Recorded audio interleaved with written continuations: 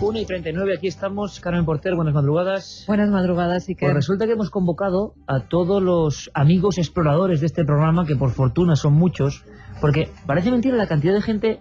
Yo me lo preguntaba hace unas semanas, ¿por qué tanta gente de repente está volviendo a preguntar por Egipto? ¿Por qué tanta gente nos escribe a nuestra vía de contacto preguntando cosas de los faraones en concreto?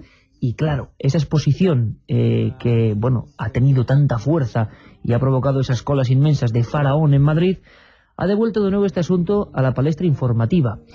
Yo creo que qué mejor, Carmen, que coger la nave del misterio, hacer todos el pequeño esfuerzo con la magia de la radio, de visualizar, yo creo que uno de los lugares más hermosos, a la vez desolados, del planeta Tierra, un lugar, como decía Carlos Barroso, nuestra voz, de nexo directo entre la vida y la muerte.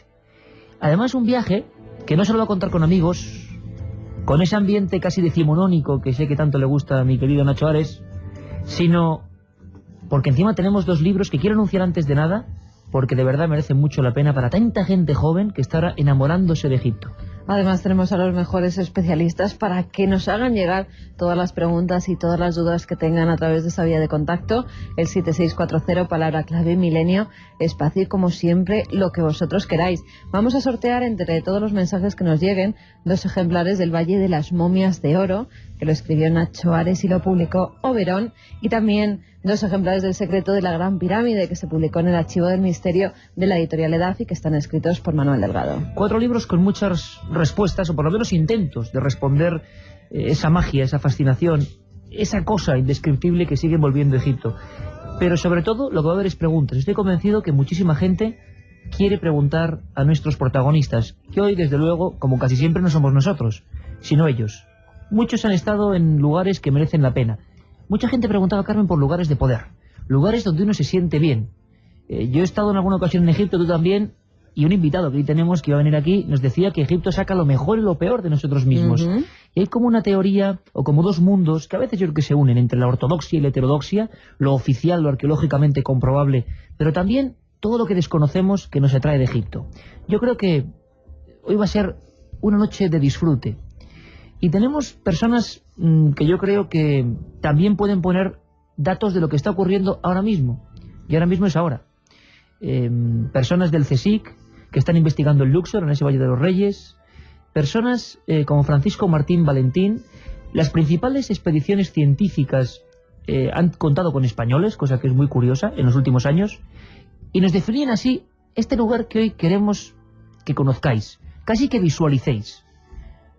Vamos a comenzar. Pasajes místicos al más allá, al mundo de los muertos, ¿no? A la Mentit o al Amduat, como dicen los textos. Y realmente pues me fui con una gran sorpresa, una gran sensación de misterio, la idea de que había tanto por desentrañar todavía, a pesar de tanto como se ha estudiado, que todavía sigo dándole vuelta. Milenio 3. Iker Jiménez. Cadena Ser. Juanma Frasquete, soy nuestro particular faraón en la nave del misterio, que ya está sobrevolando esa zona de Luxor, donde, caramba, parece mentira, pero yo leí hace poco en un libro de Nacho Ares un par de cosas que me asombraron, de algunas tumbas que sé que a él le siguen poniendo un poco los pelos de punta. No todo es Tutankamón, no todo es el oropel y los focos de ese faraón niño, sino hay muchas más cosas y muchas todavía por descubrir, que es lo más sorprendente. Antes de hablar con ellos también quisimos tener otro amigo de excepción, siempre guía cuando hablamos de Egipto, nuestro compañero Javier Sierra, que nos hablaba así de algunos detalles que a él le han emocionado al poner el pie en ese sitio mágico, el Valle de los Reyes. Bueno, quizá una de las tumbas más extraordinarias del Valle de los Reyes y menos conocidas sea la tumba de Tutmosis IV. Para llegar a esta tumba hay que hacer algo que no se hace con ninguna otra de ese lugar. Hay primero que subir unas escaleras vertiginosas y después, una vez que se alcanza el agujero en la roca donde los antiguos canteros tallaron esa boca al más allá, a la tumba de Tutmosis IV, bajar por otras escaleras igualmente vertiginosas ya en el corazón de la montaña. Y una vez dentro, lo que tenemos es un paisaje que está, digamos, bocetado, no está terminado o no da la impresión de estar terminado. Son casi como dibujos animados en blanco y negro, donde cuentan paso por paso el viaje que tiene que hacer el faraón al más allá. Allí yo me di cuenta de una cosa fascinante, que creo que es una de las claves para resolver el gran misterio egipcio, y es la siguiente, que en esos dibujos de Tutmosis IV se ve bocetado el perfil del faraón caminando por una serie de pasadizos ascendentes y descendentes muy angostos que son básicamente idénticos a los pasadizos que se encuentran a unos cuantos cientos de kilómetros más al norte, en la meseta de Giza, dentro de la Gran Pirámide. Y digo que esto es importante porque probablemente la Gran Pirámide es un monumento que se construyó para imitar en piedra lo que los antiguos egipcios pensaban que era el camino al más allá.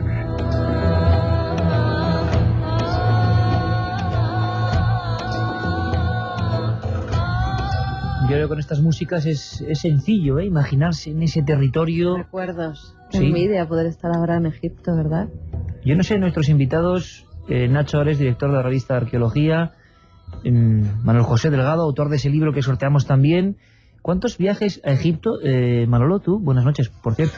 Bienvenido. Muy buenas noches. ¿Cuántos ya? ¿Llevas la cuenta o ya...? No, ya he perdido la cuenta. Ya hace 10 años andabas ya... Ya es el cuarto pasaporte y en los pasaportes ya calculamos que caben 30, 6... Oye, y Nacho, yo creo que tú ya tienes, un habitáculo en Egipto. ¿Para qué irte gastando el dinero en viajes, no? Ya muchas veces resides directamente allí, ¿no? ¿Qué tal? Eso es picarte a uno, picarle el pato egipcio, como decís vosotros que sabéis de esto. Sí, eso es una frase que decía Mariette, un arqueólogo, uno de los principales arqueólogos franceses del siglo XIX, que decía que cuando te pica la oca de Amón ya estás perdido, que te hace egiptólogo de por vida. La oca de Amón. La oca del dios Amón. Y bueno, sí, tengo la suerte de contar con una pequeña casita allí. Qué exótico queda eso. Exótico, ¿verdad? Tengo una casa en el Cairo. Luego, Vamos, conociendo a Nacho, será un palacete. Pues eso. Pero lo que permite este tipo de cosas es tomarlo como centro de operaciones y moverse por allí, ¿no? Con una facilidad bastante grande, sin estar dependiendo de hoteles ni nada parecido. En uno de tus libros, que los he releído en las últimas fechas, pues bueno, preparando este programa, describías el Egipto cotidiano. Hay mucha gente que se asombra, hay que decirlo así, ¿no? Y hoy vamos a desterrar algunos tabús, algunos mitos. Vamos a ver qué preguntas tienen los oyentes, pero mucha gente, porque lo hemos vivido así, dicen, caramba, esta civilización tan inmensa, tan increíble, que hizo estas maravillas, bueno, pues contrasta un poco con la realidad a veces del pueblo egipcio de algunas partes hoy, ¿no? Hay mucha gente que le sorprende. ¿Es el ejemplo de la caída de una civilización o crees que no es para tanto?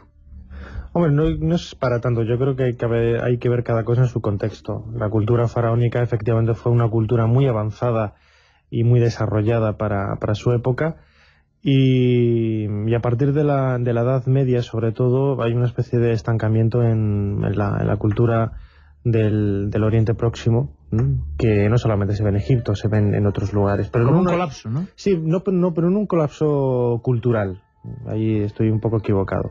Es un colapso social que de alguna forma tiene su reflejo en lo que hoy podemos ver en Egipto, que no por eso deja de ser menos asombroso ni menos exótico, como decía Carmen ahora, de lo que fue la cultura faraónica. Yo creo que la cultura y la civilización islámica es una de las más fascinantes que hay ahora sobre el planeta. Y lo que está muy claro, y lo hemos hablado en alguna ocasión los que estamos aquí presentes, es que, Manolo, cuando una enciclopedia, que tú hace poco has dado a luz este tipo de elementos literarios, es curioso porque muchas veces cuando vemos enciclopedias del arte, enciclopedias universales, yo te lo he oído a ti mismo en Egipto, en uno de los viajes, y es verdad que pocas veces empieza por donde sería cronológicamente lógico, que es la edad de piedra, ¿no?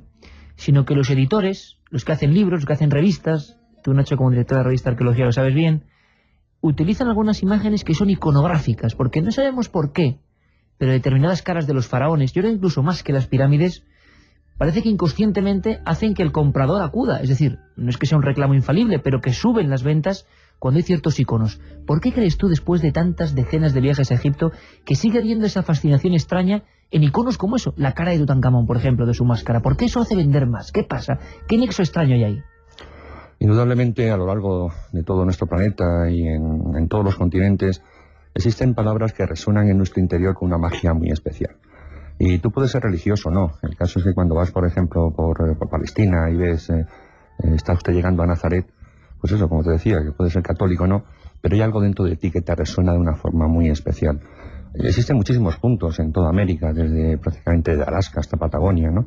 Pero a lo que te estás refiriendo, Egipto, ¿no? Solamente la palabra Egipto ya dentro de nosotros produce el que saquemos de nuestro interior, que posiblemente ese niño curioso, rebelde, independiente, y que, bueno, puedas evocar de nuevo todas esas aventuras de cuando eras pequeñito, pues leías en los libros de texto, ¿no? Y la verdad es que las pirámides, las momias, la civilización antigua que más restos nos ha dejado tan cerquita de nosotros en muchísimos aspectos, pues la verdad es que, bueno, Egipto tiene una cosa que es fantástica, y es que en Egipto todo el mundo puede encontrar lo que va buscando. Entonces, cada uno, pues el más investigador, lógicamente, allí tiene muchísimo campo, ¿no? El que es espiritual también puede encontrar esa introspección, esas ceremonias solemnes que posiblemente todavía impregnen aquellas piedras, aquellos lugares, ¿no? Los que buscan ocio, indudablemente, pues aquí es un país fantástico, ¿no? Y bueno, y también todos los que tenemos esa vena de Indiana Jones, pues tenemos allí una cantidad de agujeros todavía por recorrer y por introducirnos realmente espectacular. Pero efectivamente, ¿no? Egipto también tiene una cosa muy especial, ¿no? Y es que cuando, por ejemplo, algunos arqueólogos, algunos historiadores hablan de Egipto, hablan de él como de algo pasado, ¿no? Algo que ocurrió hace muchos miles de años, ¿no? Y yo no estoy de acuerdo con ello. Una de las fascinaciones que existe en Egipto es que en Egipto todavía se puede palpar, se puede uno introducir en cosas que se desarrollaron allí, pero que posiblemente estén todavía presentes en ese otro Egipto que hay que descubrir posiblemente con los ojos cerrados. Hoy en día podemos ver las cosas en los museos de una forma un poco alejada, ¿no? Podemos ver cuadros que nos situamos a 5 metros y sabemos que estamos a 5 metros, ¿no? Pero quizá hoy en día la respuesta que va buscando todo el viajero, todo el turista, todas las personas que somos curiosos a la hora de plantearnos nuestro ocio viajero, pues es el decir, yo a lo que voy a visitar, cómo me afecta a mí personalmente, ¿no? Lógicamente, una visita al Vaticano no afecta igual a mi madre que a mí, vamos a poner por caso, ¿no? O una visita al campo de fútbol del Alavés no te afecta igual a ti, Iker, que a mí, por ejemplo, ¿no? Pero bueno, el caso es que cuando vamos a Egipto vemos que todavía hay algo que está presente, algo que ocurrió a lo mejor hace prácticamente 5.000 años o 4.000 años o 3.500 años, como lo que os está comentando ahora, el Valle de los Reyes, pero que indudablemente ya estamos olvidando un poquito lo que es la historia de la decoración, lo que son las arquitecturas, lo que son los colores empleados. Algo vivo. Y intentamos ver cómo eso me afecta a mí. Porque no hay que olvidar una cosa, aquella gente, las tumbas del Valle de los Reyes no era el lugar donde, bueno, enterraban a una persona, ¿no? Sino que para ellos eran máquinas de vida, máquinas de resurrección. Y allí aplicaban todo el conocimiento que aquellos grandes sacerdotes, que a la vez eran científicos, porque en aquella época todavía no se habían dividido como tenemos ahora divididas todas nuestras ciencias, ¿no? Que el que es teólogo, el que es matemático, el que es médico, todo aquel compendio de lo que era humano y divino, de lo que era ciencia y espiritualidad, todo aquello estaba junto y se aplicaba. Entonces, si se aplicaba a aquellas gentes que eran humanos como nosotros también podemos imbuirnos de esa otra energía que indudablemente existe y que hablaremos a lo largo de este programa. Pues es un poco, Carmen, el viaje que proponemos, un viaje absolutamente distinto, porque, Nacho, yo sé que tú siempre has estado navegando entre la ortodoxia más absoluta, pero dejando también fascinar por esas otras cosas que están ahí, de las que hablaba Manolo Delgado. ¿Hay algún lugar especial en ese Valle de los Reyes, quizá no los más conocidos? Yo te he he visto y te he leído en tus libros una tumba que me dejaste como muy inquieto, una tumba que suele permanecer siempre cerrada. Yo no sé qué KV, el número ahora mismo era exactamente. KV es 55. 55. Kings Valley es las siglas en inglés del Valle de los Reyes. Háblame de esta tumba, por favor. La KV 55 es una tumba que aparece en 1917, descubierta por Theodore Davis, un promotor americano, un abogado que decidió invertir gran parte de su fortuna en algo que le apasionaba, que era la arqueología, y en este caso excavar en el Valle de los Reyes.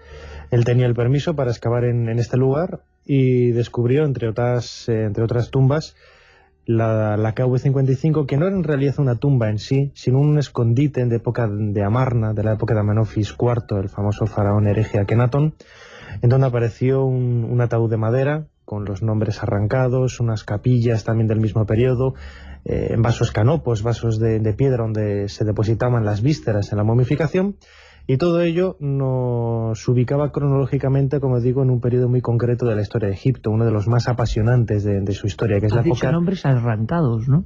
Sí, nombres arrancados porque al ser seguramente uno de los periodos más convulsos de la historia de Egipto, Akenatón fue, después de su fallecimiento, un faraón perseguido por los que le sucedieron. No en concreto por los soberanos que le sucedieron, sino por los grandes sacerdotes del clero de Amón, que de alguna forma durante el reinado de Akenatón se vieron perjudicados, ¿no?, en favor del disco solar de Atón, que era para Akenatón la divinidad principal del panteón egipcio. Pues en esta tumba, en la KB55, aparecen unos restos humanos dentro de este ataúd de madera, que en un primer momento los arqueólogos identifican con una mujer, con la reina Tigi, pero que posteriormente, cuando caen en manos de un antropólogo y de un médico, enseguida los reconoce como los restos funerarios de un varón. Con el paso de los años se ha especulado mucho la identificación de quién podía ser este personaje misterioso de la KB55, y hoy por hoy prácticamente todos los egiptólogos, aunque bueno, hay más o menos dudas, pero se puede admitir que muy posiblemente sean los restos de Amenofis IV, el faraón hereje. Amenofis IV, Akenatón. Tengo aquí otro maravilloso libro, El falso profeta de Egipto, de Nicholas Reeves. Akenatón, una figura inquietante y que rompe todo el resto. Pero tú me decías, Nacho, a nivel personal, esa tumba da un poco de cosa, es verdad, o sea, es una tumba diferente. Es decir, muchas veces las personas que cuidan el Valle de los Reyes abren unas, cierran otras, y hay algunas que están casi secularmente alejadas del público, ¿no? Sí, normalmente la dinámica de visitas en el Valle de los Reyes es tener abiertas unas durante un tiempo, cerradas otras. Hay algunas que permanecen prácticamente todo el tiempo abiertas, como bueno, Ramsés IX, Ramsés VI, la de Tutankamón, por ejemplo, que es uno de los grandes iconos del Valle de los Reyes. Y hay otras que están más o menos abiertas unas temporadas y cerradas otras, ¿no? En cambio, hay muchísimas tumbas.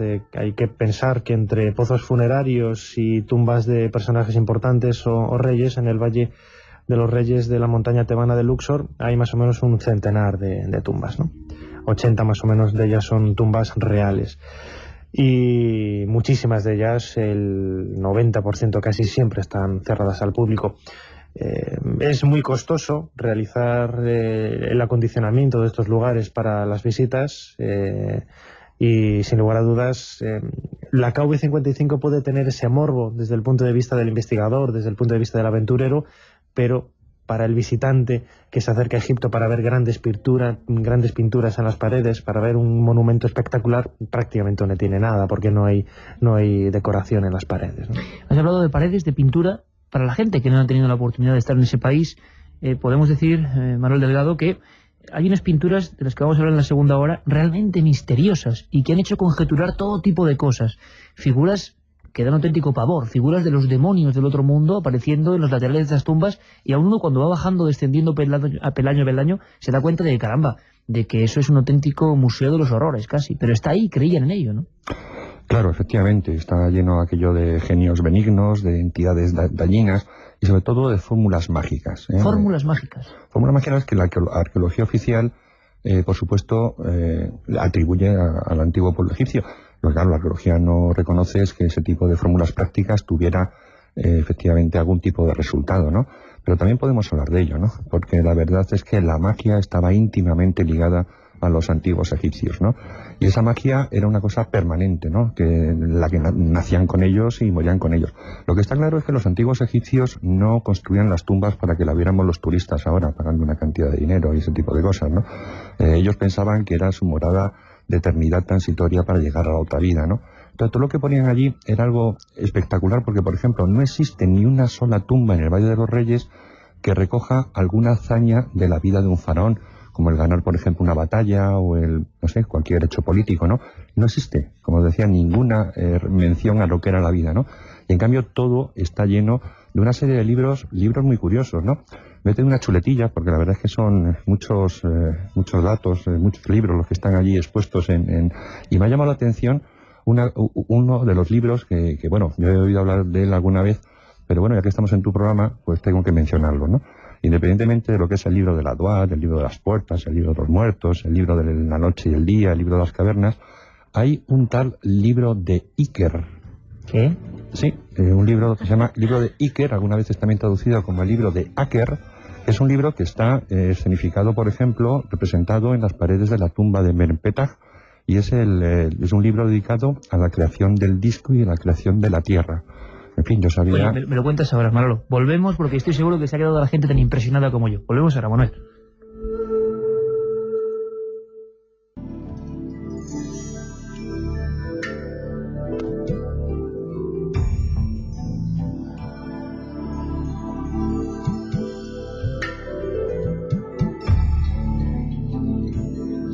Milenio 3.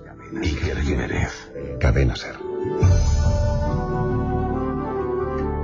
2 y 5, aquí estamos en la nave del misterio, sobrevolando esa zona de Egipto repleta de misterios. No solo de tumbas, como decía Manuel Delgado, uno de los invitados, es un lugar que no está hecho con la concepción con la que hoy lo observamos, como turistas, que llegamos allí y vemos las tumbas y nos sobrecogemos y luego nos vamos, ¿no? Eso tenía alguna finalidad que además queremos descubrir, porque ¿por qué se elegiría exactamente ese lugar y no otro? Nos ha dejado con la sorpresa aquí nuestro compañero con eso del libro de Iker, no sé, vamos a descubrirlo, pero antes, escuchad por favor a Francisco Martín Valentín. Es uno de los integrantes de la primera cátedra de egiptología que hay en España, de la Complutense, director del Instituto de Estudios del Antiguo Egipto y del proyecto Senenmut. Le preguntábamos si ya todo está descubierto, da la sensación de que los tiempos de Howard Carter ya han pasado, que queda poco margen para la sorpresa, pero... dice Manolo que no. Nacho, ¿tú qué dices? Que queda muchísimo todavía. Queda mucho todavía. Muchísimo. No conocemos prácticamente nada. A pesar de que estamos con satélites, con programas de internet que mapean todo el mundo, bajo la arena del desierto sigue habiendo cosas por descubrir, por ejemplo, en el propio Valle de los Reyes. No me lo digas todavía. Vamos a escuchar a Francisco Martín Valentín y ahora dais vuestra opinión. Se considera que está ya excavado totalmente, pero sin embargo siempre pueden quedar sorpresas. Yo recuerdo, y hablando de esto precisamente, primero las autoridades egipcias van cerrando unas tumbas y abriendo otras alternativamente para no dañarlas demasiadas con las visitas, ¿no? Pero yo recuerdo una anécdota, una anécdota que en realidad fue algo que contó el propio Howard Carter cuando vino a España en los años 20 y concedió una entrevista a un reportero del diario ABC. Recuerdo que terminaba la entrevista, el reportero le preguntaba, decía, ¿cree usted que queda todavía algo por descubrir en el Valle de los Reyes? Y él le dijo, ya había acabado prácticamente todo su trabajo en Tutankamón, dijo, sí, todavía existe un rey cuya tumba está por descubrir y yo estoy tras la pista, ¿no?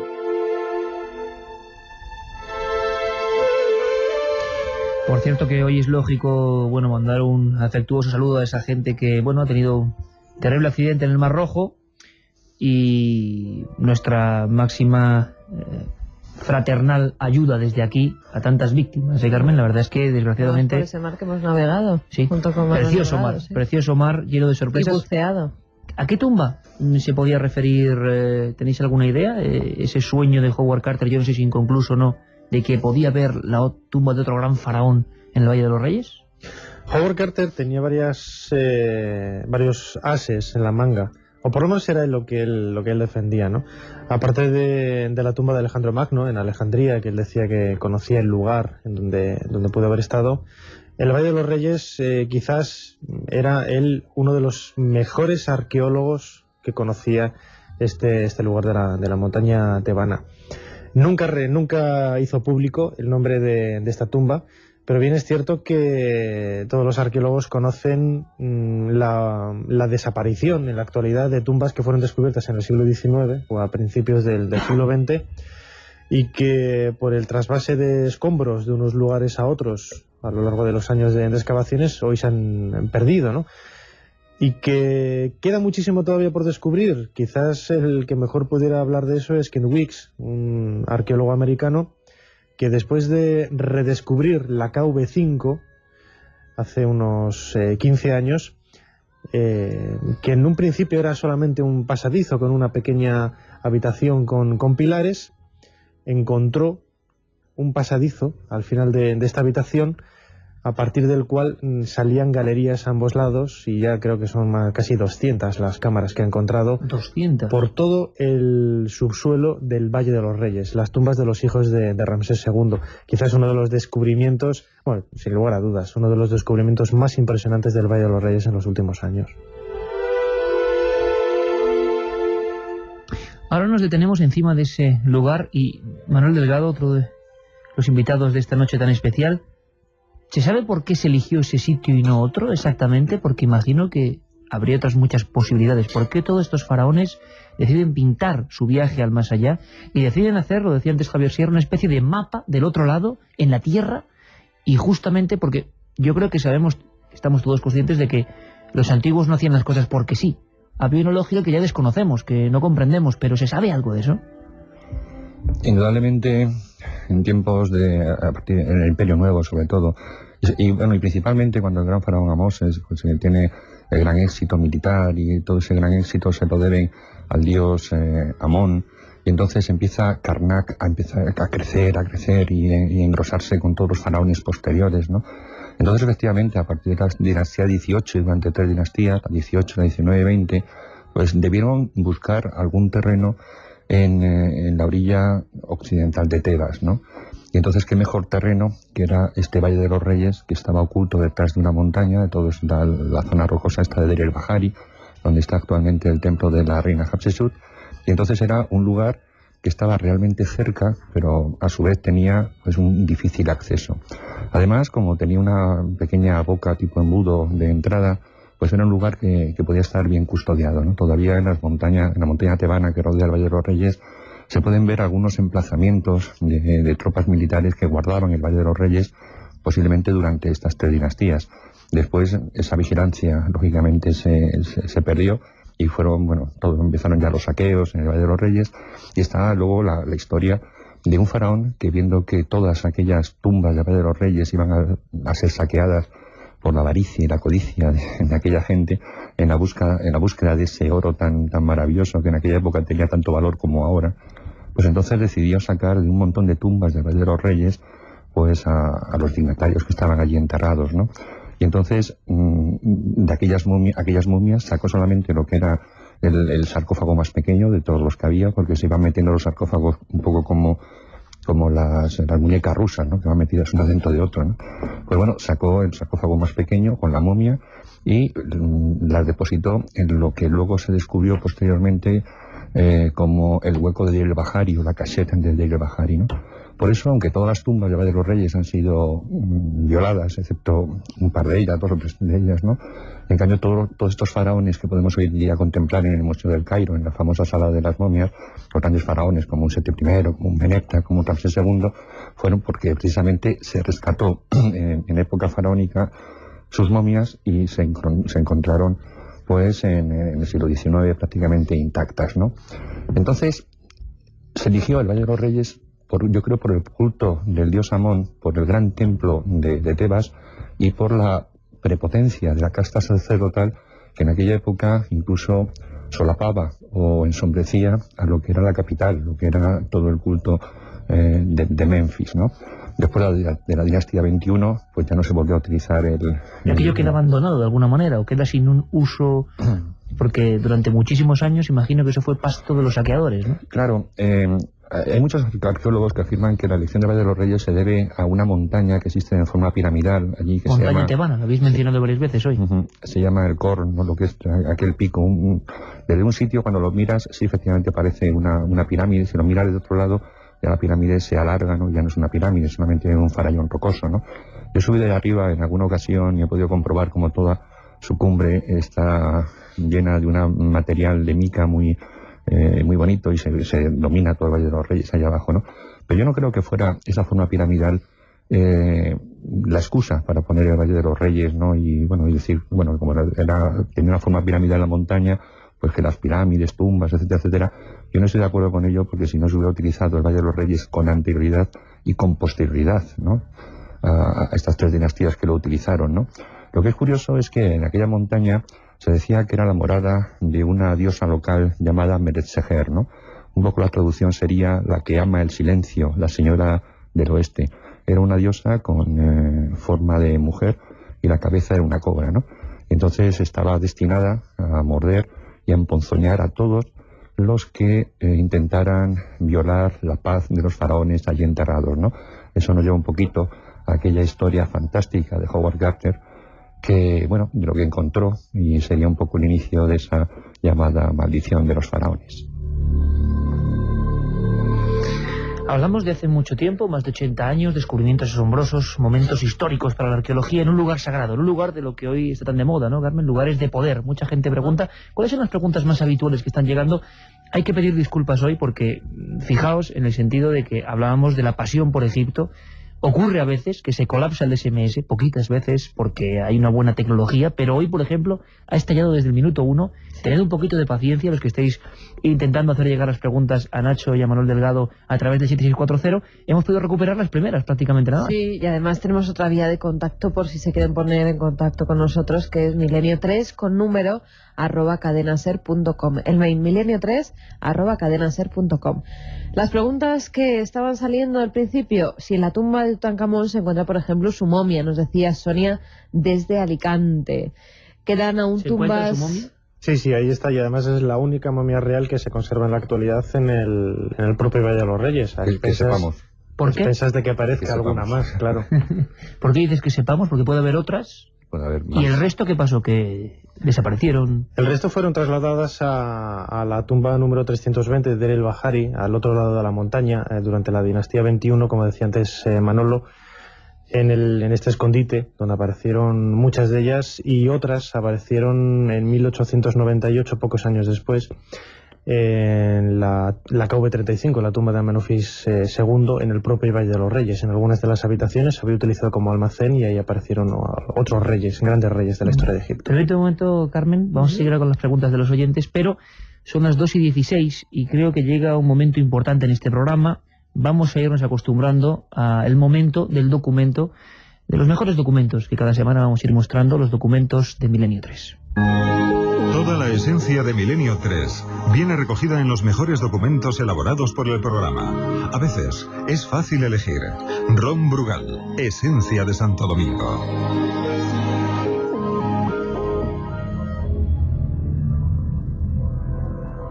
Nuestro compañero Juanma Frasquet de la Nave del Misterio, que me indica que ya está la conexión, ni más ni menos que con Luxor, con este lugar del que estamos hablando. Un lugar lleno de evocaciones antiguas, pero donde hoy, a estas mismas horas, se sigue trabajando. Eso es muy interesante. José Manuel Galán es egiptólogo, investigador del Consejo Superior de Investigaciones Científicas, está al mando del proyecto de Yuti, no sé si lo digo bien, Nacho. De Juti, bien. De Juti. Vamos a ver si a estas horas nos escucha, porque hay descubrimientos asombrosos españoles trabajando en esto y haciendo auténticos aventureros en favor de la ciencia. José Manuel Galán, buenas noches, ¿cómo estás? Hola, buenas noches, ¿qué tal? Muy bien, estupendamente. Oye, ¿dónde estáis exactamente? Para que toda la gente de Milenio 3 lo sepa en tiempo real. ¿Qué estáis haciendo exactamente? Quiero que lo cuentes tú. ¿Y por qué en este preciso instante se está efectuando este proyecto? Bueno, nosotros estamos en Luxor y en concreto en el West Bank, en la orilla occidental. Estamos excavando y trabajando en la parte de la necrópolis que se denomina Dara Abu el Naga, y en concreto en dos tumbas que pertenecieron a dos importantes oficiales de comienzos de la dinastía 18, es decir, en torno al año 1500 a.C. Son dos tumbas que están excavadas en la falda de la montaña rocosa, y su interés reside en que las dos están decoradas íntegramente en relieve, con escenas y con inscripciones que nos informan sobre la vida política, religiosa, privada de estos dos altos funcionarios en aquella época tan importante de la historia antigua de Egipto, ¿no? ¿Cómo fue la sensación, ya te hablo a nivel personal, cuando viste por vez primera en el lugar de los hechos? Porque yo creo que hoy en el mundo diario no hay muchas oportunidades para sentirse un auténtico explorador, un auténtico arqueólogo. Parece que en este siglo XXI ya todo está, bueno, pues dominado por la tecnología, y que echamos de menos esas sensaciones primarias que hemos visto en tantos documentales antiguos, los grandes hallazgos, el Valle de los Reyes, Egipto en general. No sé, ¿recuerdas ese instante primero en el que te encontraste pues con esas piezas que llevarían ahí un silencio pues de muchos siglos?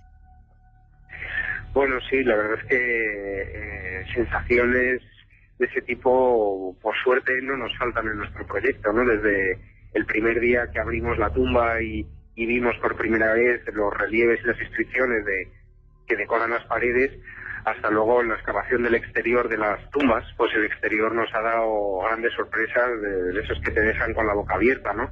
Desde el hallazgo de un sarcófago de madera con la momia intacta dentro, hasta fragmentos de una maravillosa tabla que utilizaron maestro y aprendiz para ensayar un dibujo. La importancia de ese dibujo era que es el único retrato frontal de un faraón, una tela, por ejemplo, con la firma de Amenofis II, que informa de la fecha en la que se produjo esa tela. Es algo también bastante inusual. Es decir, que por suerte el proyecto no ha dejado de darnos sorpresas de este tipo, ¿no? Y realmente, aunque algunas cosas, sobre todo tecnológicas, han cambiado en las excavaciones, pero luego hay otros detalles de la excavación que casi seguimos como a finales del siglo XIX, ¿no? Desde los trabajadores que cantan a la vez que trabajan. Bueno, hay muchos detalles que el tiempo no los ha cambiado, ¿no?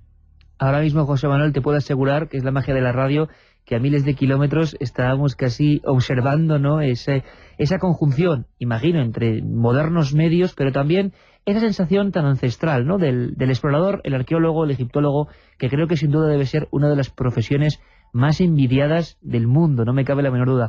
¿Cuál ha sido la pieza, el elemento en esta investigación, o en otras, en Egipto, que más te ha impresionado, que más has sentido ese escalofrío antiguo de la búsqueda eterna en esas zonas de Egipto? ¿Cuál ha sido el objeto que te ha reconciliado con ese concepto que así está claro de misterio, ¿no?, la antigua usanza? Hombre, yo tengo que hablar de uno de nuestros hallazgos, ¿no? La tabla del aprendiz, que ahora está expuesta en el Museo de Luxor. Es una pieza realmente singular y única, ¿no? Es una pequeña tablilla como un pizarrín de escuela, donde el maestro y alumno han ensayado un dibujo y un texto también a la vez, ¿no? El dibujo que hayan ensayado maestro y alumno sea un retrato frontal del faraón, que como bien se sabe, los retratos en Egipto, el arte egipcio por convención representaba al hombre siempre de perfil, el rostro siempre de perfil. Nosotros tenemos un retrato frontal del faraón, pues realmente lo hace singular, ¿no? Y el hallazgo fue todavía más bonito porque lo encontramos la tabla rota, desperdigada en los pedazos por el yacimiento, e incluso en distintas campañas, ¿no? La primera campaña encontramos 4 trozos, la segunda campaña encontramos 11, y la tablilla esta, que está cubierta de una capa de estuco, al principio tenía el barro pegado, la tierra pegada, ¿no? Y fue en la mesa de restauración, quitándole poco a poco la tierra, como empezó a salir el dibujo, ¿no? Y fue realmente fascinante irnos acercando poco a poco a la mesa de restauración y ver cómo iban saliendo poco a poco esos rostros frontales del faraón, ¿no? Eso realmente creo que no lo vamos a vivir otra vez, ¿no? Al menos nosotros. ¿Y por qué esa anomalía en esa especie de puzzle que pudisteis recomponer? ¿Por qué se representó de forma absolutamente diferente al resto a ese faraón en concreto? Bueno, pues eso ahí solo se pueden lanzar hipótesis. Por un lado, parece ser que el dibujo representa una estatua, y entonces las estatuas, como se suelen ver de frente, pues eso pudo motivar que los artistas en este caso pintaran de frente, pero eso es pura especulación. La verdad es que no sabemos por qué en nuestra tabla tiene un retrato frontal del faraón cuando el arte egipcio nunca representa al faraón de frente, ¿no? Pero bueno, esa es la maravilla y la suerte que hemos tenido de hallarlo, ¿no? Y qué interesante. Yo creo que hay que dejarlo bien claro, ¿no? Que un equipo de personas con José Manuel Galán está haciendo esta labor con una especie de hallazgo que creemos, bueno, pues es absolutamente maravilloso. Y por último, porque no queremos tampoco quitaros mucho tiempo, porque sabemos que estáis constantemente, que este trabajo, a pesar de que pueda sonar muy romántico, es muy duro, y estar ahí excavando y explorando a veces no es tan maravilloso como puede parecer en las películas. Pero sí me gustaría preguntarte, José Manuel, sabemos que este mundo de las tumbas, sobre todo, se ha rodeado de grandes leyendas, se ha rodeado de historias de maldiciones, de supuestas inscripciones, donde imagino que al faraón o al que estaba ahí no le gustaba que el arqueólogo o incluso el ladrón de tumbas en su tiempo entrase ahí. ¿Es cierto o es leyenda? ¿Os habéis encontrado alguna vez con estas inscripciones, digamos, que indican que, caramba, que no es bueno entrar ahí, incluso llegando a límites de las célebres maldiciones? Las tumbas suelen tener inscripciones que maldicen a los que entran en las tumbas con malas intenciones, ¿no? Pero eso hay que dejarlo bien claro, ¿no? O sea, se maldice al que entra en la tumba para dañar los relieves, para saquear el ajuar funerario, y yo creo que lo que nosotros hacemos es precisamente lo contrario. Con nuestro trabajo lo que queremos es que la memoria de Yehuti vuelva a vivir. Los egipcios creían que uno vivía en tanto en cuanto su nombre fuera pronunciado y su recuerdo perviviera en la memoria de los vivos, ¿no? Nosotros al trabajar en la tumba de Yehuti y al restaurarla, porque ese es el objetivo final de nuestro trabajo, ¿no? Volverle a dar a la tumba su apariencia original, pues de alguna manera estamos ayudándole a Yehuti a cumplir su deseo, que es que pervivir en la memoria de los vivos para de esa forma él vivir eternamente también, ¿no? De algún modo, José Manuel, se ha cerrado el círculo y Yehuti y otros tantos vuelven a ser inmortales como ellos pretendían, porque miles de años después estamos hablando de ellos. Y eso también no deja de ser un misterio y sigue siendo una auténtica maravilla. Y queremos felicitaros, por supuesto, por toda esa iniciativa que tiene que ser difundida siempre. Saber que ahí estáis, con hallazgos tan sorprendentes como el que nos has contado maravillosamente. Y desde aquí, desde España, desde Milenio 3, desde la cadena SER, os mandamos un abrazo fortísimo. Y ojalá en futuras conexiones podamos siempre contar que ha habido suerte, que ha habido trabajo, que ha habido esfuerzo, y que los frutos son piezas tan enigmáticas y tan maravillosas como la que nos contabas hace un instante. Un abrazo muy fuerte, José Manuel Galán, gracias por atendernos. Muchísimas gracias a todos. Hasta pronto. Podíamos ir a Belmez a ver las caras. O al descampado de las apariciones. Y a la casa encantada, con sus psicofonías, sus fantasmas. No sé, ¿a ti qué te apetece? ¿A mí? Pues un Brugal. A veces es fácil elegir. Ron Brugal, esencia de Santo Domingo.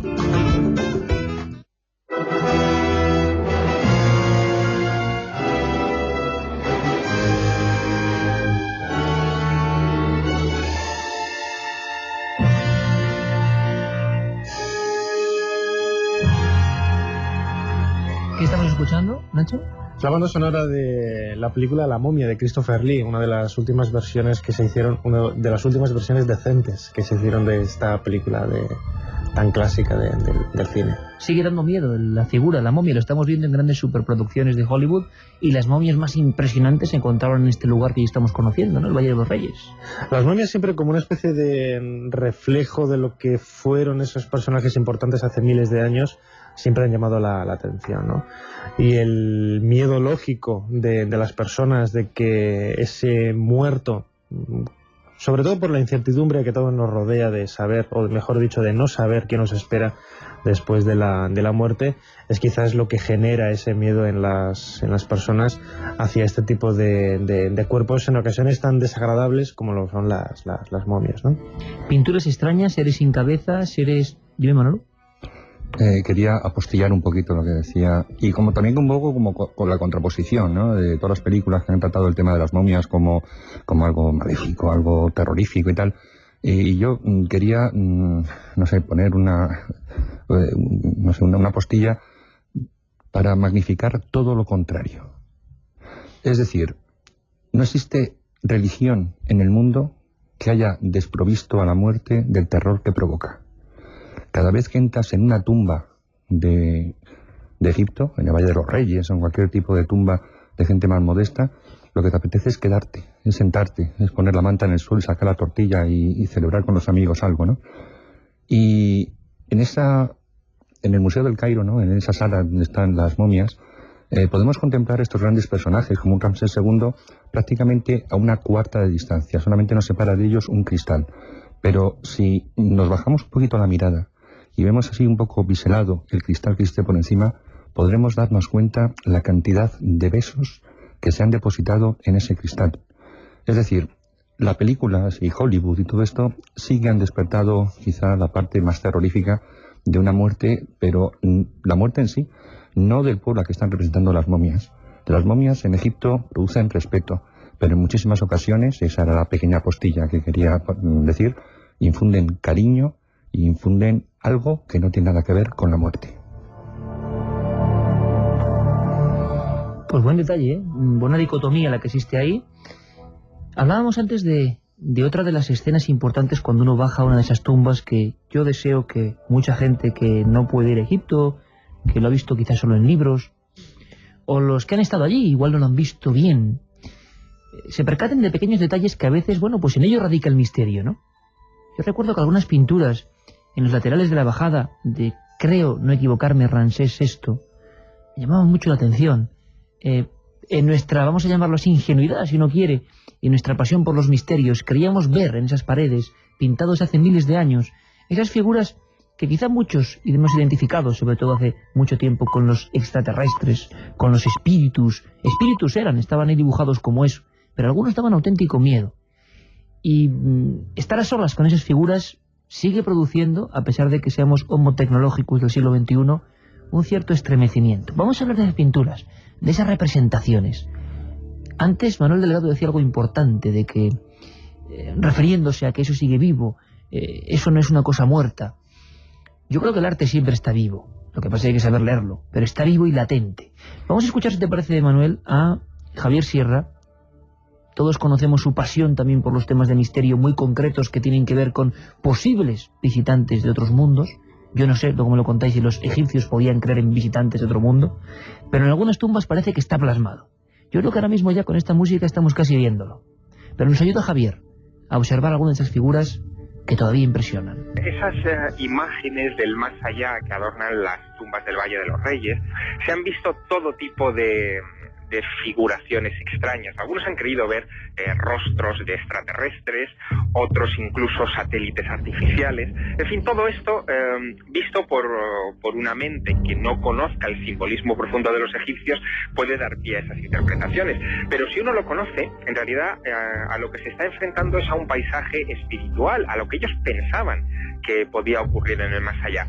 Si uno ve una figura extraña de la que parten unos rayos que van a dar a la cabeza de otro, no significa que sea un extraterrestre emitiendo rayos mortales, sino que en la concepción simbólica de los antiguos egipcios es una manera por la cual se transmite la capacidad espiritual del difunto a su alma, a su doble astral, llamémoslo como sea, que los egipcios definían con el nombre de Ba. En fin, todo esto es muy difícil de interpretar, incluso hoy, habiendo descifrado los jeroglíficos gracias a Champollion y la piedra Rosetta. Se nos antoja un paisaje difícil, extraño.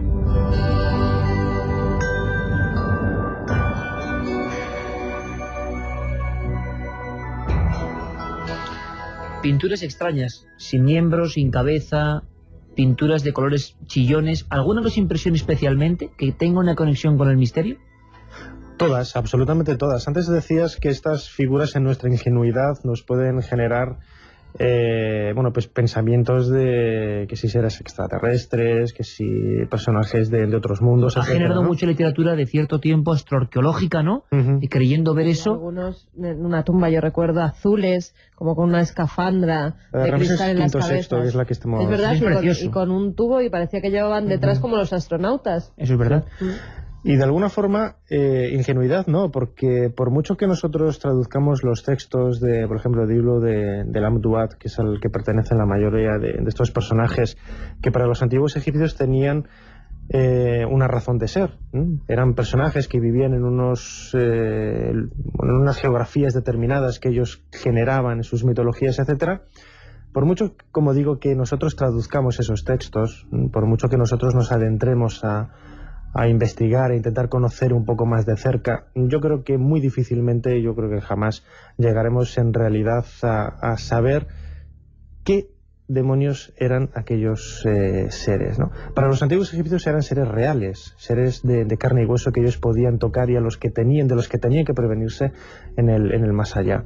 Y como tales los representaban en esas pinturas tan espectaculares. Hoy nosotros quizás buscamos paralelismos con seres extraterrestres que desde mi punto de vista no tienen nada que ver, ¿no? Pero no por eso pierden un ápice de ese misterio, de ese interrogante que tienen todos estos personajes. Manuel, hemos estado en esos pasadizos, en esas tumbas. Hay algunos que hay que reconocer que están perfectamente cogidos. Yo no sé si sacados de contexto o no, pero para cierta literatura que todos hemos leído y nos hemos maravillado con ella, grandes hitos de la astroarqueología, para quien no os incorpore en esta temporada Milenio 3, astroarqueología, sobre todo impulsada por gente como Eric von Däniken, la fiebre a partir de los años 60 de creer que en la prehistoria fuimos visitados por otros seres que dejaron una serie de tecnología que se perdió. Bueno, es cierto que en algunas de estas tumbas hay algunos cuya precisión por lo menos es significativa, ¿no? Ese de la escafandra es sorprendente. Bueno. Uno se queda ahí como helado, ¿no?, mirándolo. Bueno, yo en este caso no tengo la menor duda. O sea, es decir, yo ante una ciencia, entre comillas, pues tampoco es ciencia, ¿no?, como puede ser la egiptología, que pretende conocer el transcurso de una civilización de 3.000 años como poco, que posiblemente duró muchísimo más, yo lógicamente me quedo con lo que sabían los antiguos sacerdotes. Y la diferencia muy clara entre la religión egipcia y todas las demás religiones del mundo es que ellos precisamente tenían las ideas muy claras de lo que era su cielo, su infierno, sus dioses, etcétera. Por ejemplo, para el cristianismo o para el budismo o para el islamismo, la idea del paraíso es algo que no se sabe dónde está, es algo abstracto, se sabe que está en algún sitio, se sabe que nuestra alma posiblemente puede ir allí, pero que no lo tenemos relacionado con un lugar geográfico. En cambio, los egipcios tenían muy claro de qué estrellas venían sus dioses y a qué estrellas iban a ir sus almas después de la muerte. Y esa era la región del cielo que ellos llamaban la Duat, ¿no?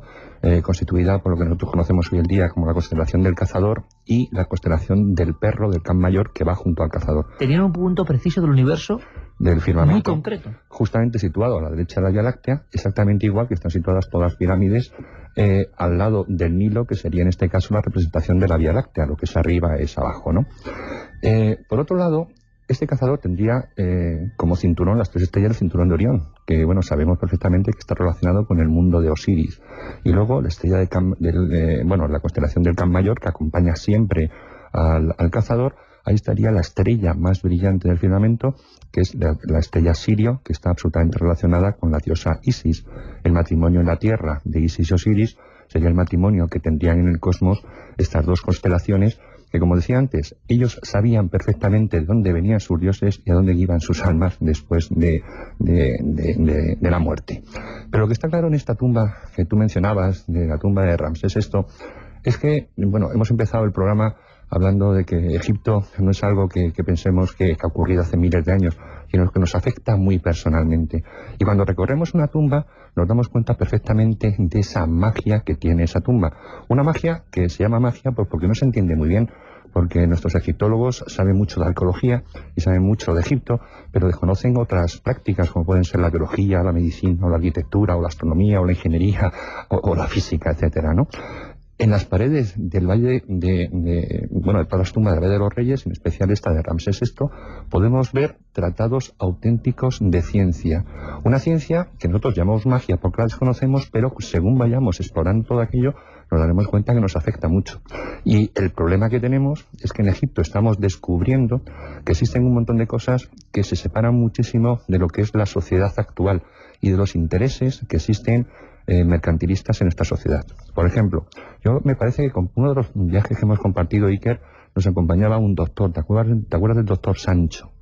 Este comandante, creo que era coronel del ejército de tierra, era especialista en oncología. Y esa persona una vez me dijo una cosa, me dice: las personas que sonríen a la vida todos los días cuando se levantan tienen muchísimas más posibilidades de vencer un cáncer que otra persona que se rinde. Y los que se rinden se mueren antes.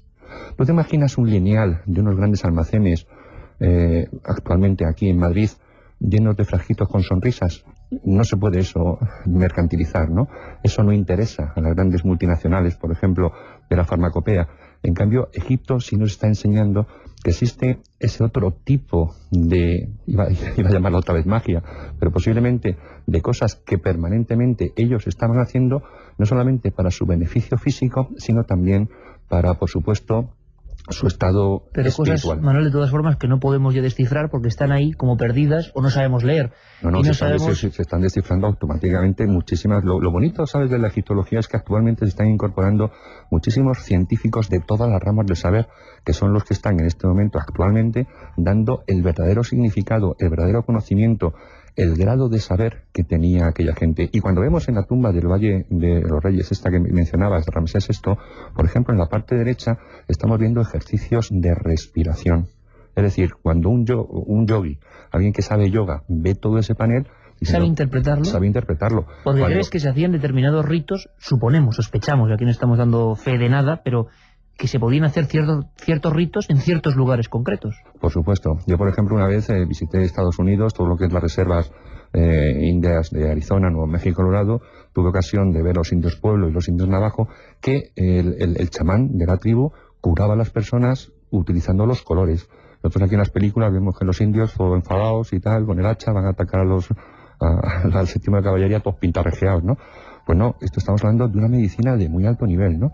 Y de la cual hemos perdido cualquier tipo de conocimiento. Permíteme, Manuel, porque es importante, porque pasamos ahora a la otra área del conocimiento, porque precisamente, y no quería olvidarme, de que precisamente ahora hace 10 años hubo un descubrimiento importante que quizá pueda revelarnos más datos, más historias, o quizá se quede solo en lo puramente arqueológico. Como define Manuel Delgado, hay algo detrás de la arqueología, y a Nacho Ares, por ejemplo, le interesó la arqueología pura y dura y el misterio físico.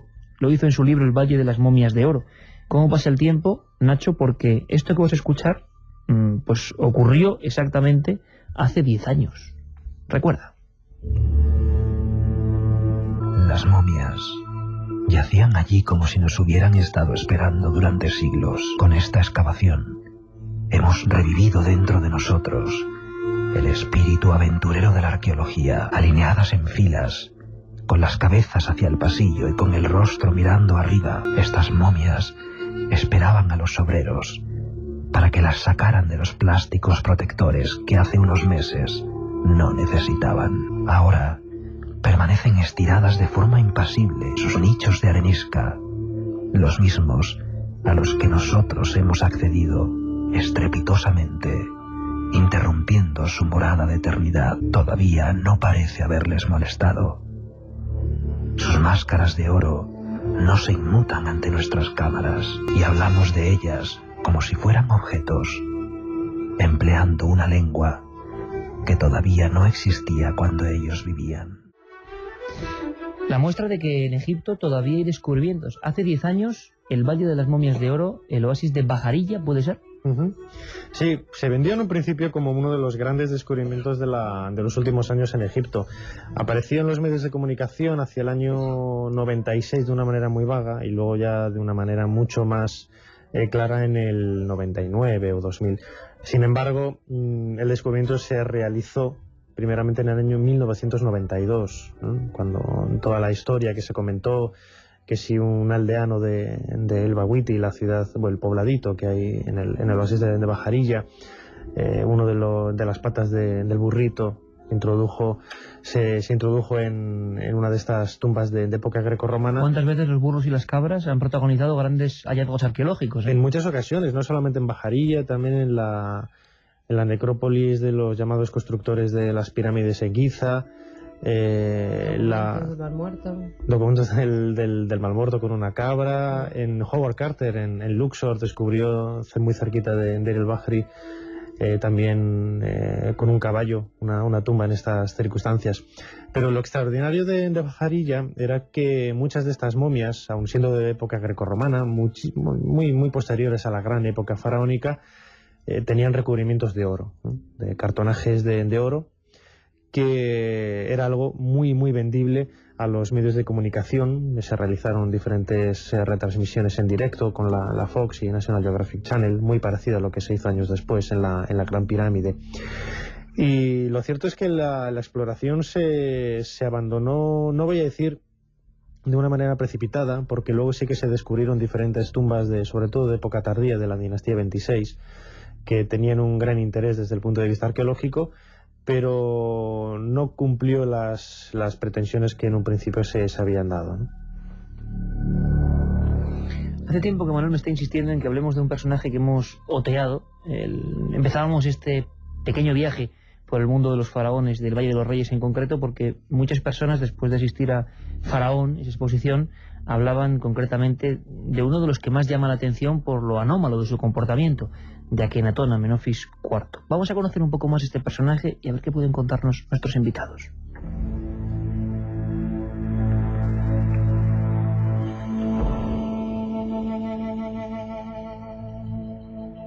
Han transcurrido más de 3 milenios desde el día en que Akenatón, de pie sobre su carro de oro, leyó su proclamación de revelación y esperanza ante una inspirada y entusiasta audiencia reunida en el emplazamiento de su nueva ciudad, en el Amarna. Poco imaginaba el pueblo lo bajo que caería el régimen en poco tiempo, y la repugnancia y el odio con los que sería contemplado por las generaciones venideras el arquitecto de este gran proyecto.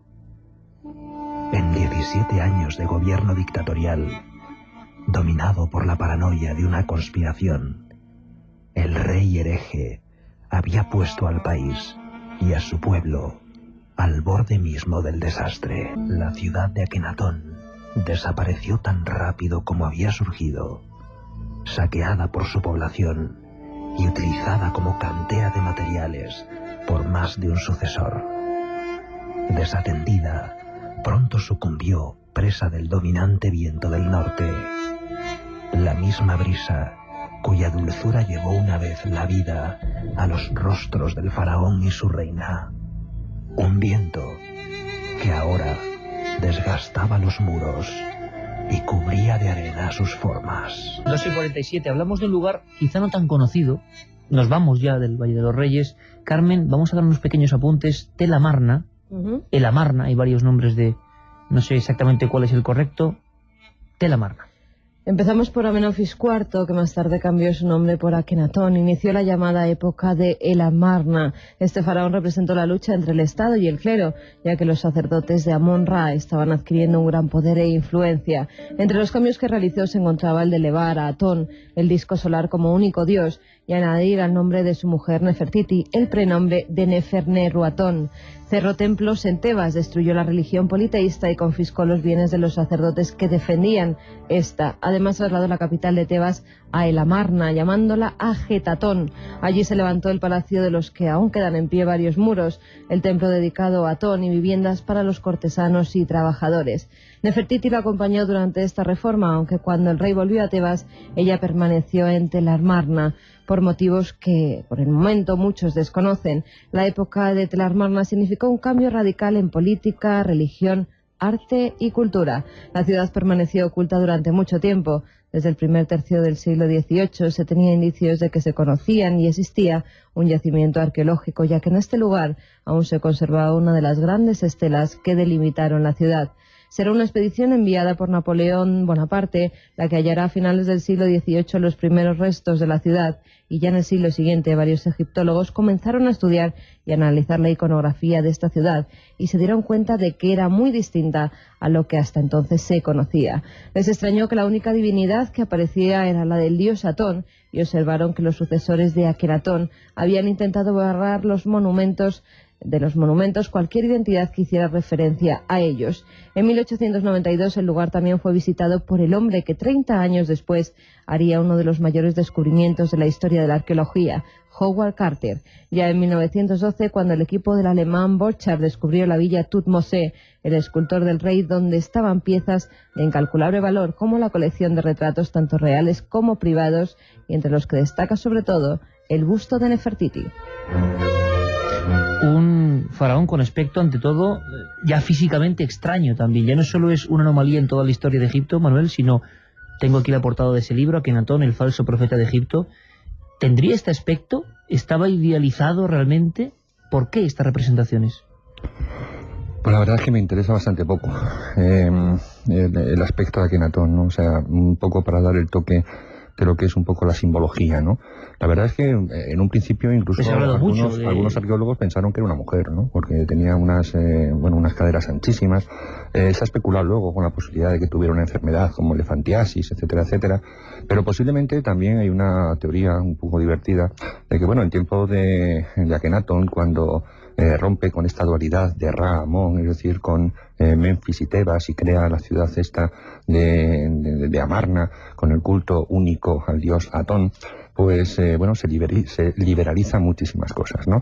Estamos hablando de una época en que muy pocas personas podían mirar al faraón a la cara, ¿no? Sobre todo cuando pasaba por la calle, ¿no? En cambio, Akenatón pues hacía justas de poesía y de bailes y de cantos, incluso pues permitía que, bueno, vivía junto con todo un montón de, no solamente la nobleza, sino bueno, con muchísimas personas. Y entonces, pues bueno, incluso es posible que apareciera cierto tipo de caricaturización. Repítelo. No es posible. Porque entonces, es bueno, cierto que ideas... ese aspecto ha dado mucho que hablar, para quien no lo entienda, caderas anchas, rostro alargadísimo, sí, y el propio arte se transforma también. El propio arte, y claro, lógicamente se cambia absolutamente todos los criterios, ¿no? Pero bueno, como tenemos poco tiempo, y quizá Akenatón un día tendremos que tratarlo de una forma muchísimo más amplia, porque merece la pena, simplemente decir que, bueno, lo que ha mencionado antes Nacho sobre esta tumba de Valle de los Reyes, ¿no? Y el posible emplazamiento bueno, que ese cuerpo que se encuentra allí es el de Akenatón, pues bueno, hay muchísimos investigadores que no están de acuerdo, ¿no? Principalmente porque científicamente no se puede demostrar que ese cuerpo sea el de Akenatón, ¿no? El que existen allí cosas de Amarna, pues bueno, en la tumba de Tutankamón existían también muchísimas cosas de Amarna, y a mí me gustaría haber visto lo que tenía, por ejemplo, la tumba de Ay o del propio Orenjet de cosas de Amarna, es decir, había muchas, ¿no? Lo que está claro es que hoy en día las investigaciones están dando un vuelco realmente impresionante. Primero por la simbología. De entrada, cuando Akenatón rompe con esta dualidad de Amón como fuerzas telúricas de la Tierra, estas energías de nuestro planeta, con las energías cósmicas de Ra, él crea una ciudad, Akenatón, que es la ciudad del horizonte, es decir, del punto donde se junta el Sol todos los días junto con la Tierra, tanto en el amanecer como en el atardecer, para unificar esas dos fuerzas. Es decir, no rompe dos dioses para crear uno nuevo, sino que unifica los dos para crear un sincretismo. Pero es una herejía tremenda lo que es toda la historia de los faraones, ¿no? Sí, pero realmente es posible que toda esta religión de Akenatón no muera con Akenatón. Es decir, existen algunos investigadores, por ejemplo, como Ahmed Osman, que dice que fue el precursor, tanto su persona física como las teorías suyas religiosas, fueron el precursor tanto del éxodo de los judíos como del culto luego monoteísta que tuvo la religión judía. Existen muchísimos argumentos como para avalar esto. De entrada, efectivamente fue Moisés el que inicia todo el éxodo y es el que capitanea toda. Pero cuando Moisés va a hablar y va pidiendo al faraón, que en aquella época estaba regente, que dejara al pueblo judío irse de Egipto, el faraón no le reconoce. Luego es imposible, como dice Ahmed Osman, que Moisés pudiera estar emparentado o que fuera la misma figura de Akenatón. Esta es la hipótesis que maneja este egiptólogo, Ahmed Osman. En cambio, en investigaciones personales he podido comprobar cómo Akenatón sí puede haber participado en ese gran éxodo, pero no como la figura de Moisés, sino como la figura de su hermano Aarón. Date cuenta que todos los grandes sacerdotes no eran sacerdotes de Moisés, eran sacerdotes aarónidas, es decir, como los sacerdotes no iban a estar al servicio o bajo la disciplina de Moisés, sino de Aarón. Los que manejaban el Arca de la Alianza, que no hay que olvidar que el Arca de la Alianza es una cosa que se lleva, una tecnología que se llevan de Egipto, es una cosa que manejan los sacerdotes aarónidas, y cuando no la manejan ellos, sucede esa cantidad de grandes problemas y de muertes que hubo durante el éxodo y que están reflejados en la Biblia. Por ejemplo, en el antiguo hebreo, las letras D de Dinamarca y T de Toledo, D y T, son paletales. Entonces ellos no tenían la diferencia entre el D y entre la D y la T. Por otro lado, la palabra Ay significa el posesivo que utilizaba aquella gente. Es decir, uno de los nombres que tenían para aquel pueblo Dios, uno de los nombres era Adonai. Y este Adonai estaría compuesto de Adón y de Ay, es decir, mi Adón o mi Atón. Es decir, bueno, conexiones, Manuel, desde luego entre culturas que pueden ser sorpresivas para la gente que lo escuche por vez primera, y que sin duda el personaje merece la pena una revisión. Porque lo que decía, como se sabe, o es una leyenda, que la tumba de Aarón está en Petra, que por allí huyó, fue un lugar de paso del éxodo antes de llegar a Monte Nebo y ver la tierra prometida. Como Aarón muere allí en Petra, es posible que a lo mejor cualquiera de nuestros amigos viajeros que este año puedan ir por Jordania y puedan visitar la tumba de Aarón, pues es posible que allí, a lo mejor, pues digo que es una de las teorías que están barajando ahora, pues estemos contemplando esa tumba, ese lugar donde fue enterrado Akenatón, que por supuesto no tenemos las cosas claras de que fue enterrado en Egipto. Desde luego, Nacho, que hizo tal herejía que el olvido, el odio, el borrado de su propia efigie, de la inscripción con su nombre, es único en la historia. O sea, el odio del propio pueblo, parece que esa ciudad, Tel Amarna, pues apenas está activa durante unos años y a los 15 o 17 vuelve el olvido radical. Nunca había pasado esto en Egipto. Sí, el reinado de Akenatón dura 17 años y tras él se lleva a cabo una acción que posteriormente se realizó con... mejor dicho, anteriormente ya se había realizado con otras figuras, como con la reina Hatshepsut, ¿no? Que es lo que los romanos llamaron la damnatio memoriae, es decir, el borrado y la eliminación de la memoria. Y mucho antes eliminación con Keops. De la memoria, y mucho antes con Keops. Y hay otros personajes de la historia en donde, pues precisamente por eso, por la importancia que tenía para los antiguos egipcios la representación iconográfica, la representación del nombre de las personas, sobre monumentos, sobre textos, etcétera. Ellos creían en su sistema de creencias que eliminando, borrando esas imágenes, desaparecía de esta manera la figura de esa persona perseguida, odiada, en este caso, Akenatón. Fíjate hasta qué punto, Nacho, nos contaba Javier Sierra su sensación terrible de olvido sobre este personaje, Javier Sierra.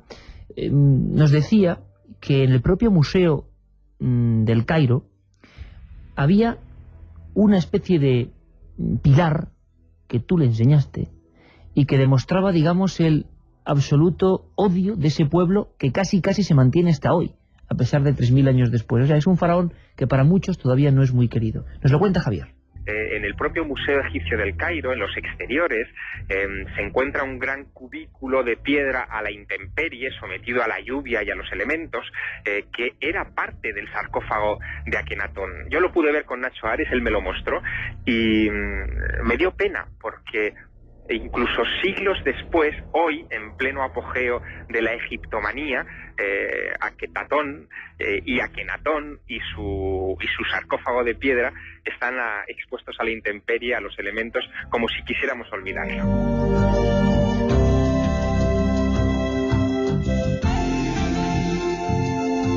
Pues espero que hayamos por lo menos aprendido, o que el pato nos haya picado, en el sentido de que todavía quedan muchas tumbas, muchas historias, muchos misterios, que no solo de Tutankamón vive el Valle de los Reyes, que los faraones no solo se resumen en ese, aunque sea interesantísimo, sino que hay otros que merecen pues nuestro punto de vista, nuestra atención, como este Akenatón, y como otras muchas tumbas que se disputan supuestamente su cuerpo. Por cierto, que sorteamos esos 4 libros, Carmen, del Valle de las Momias de Oro y del Secreto de la Gran Pirámide. Pues pedimos disculpas por lo del SMS 7640, que hoy vamos a sortearlo entre los mails que nos han llegado. Uno es el de Esteban de Baracaldo. He oído decir que en el Museo Egipcio del Cairo solo hay un 10% de lo que tienen en sus sótanos. ¿Es cierto? ¿10%, Nacho? Hombre, tanto no. Hay expuesto un 60-70% más. Carola, que nos dice: uno de mis sueños es viajar a Egipto. ¿Qué 3 cosas no me debería perder?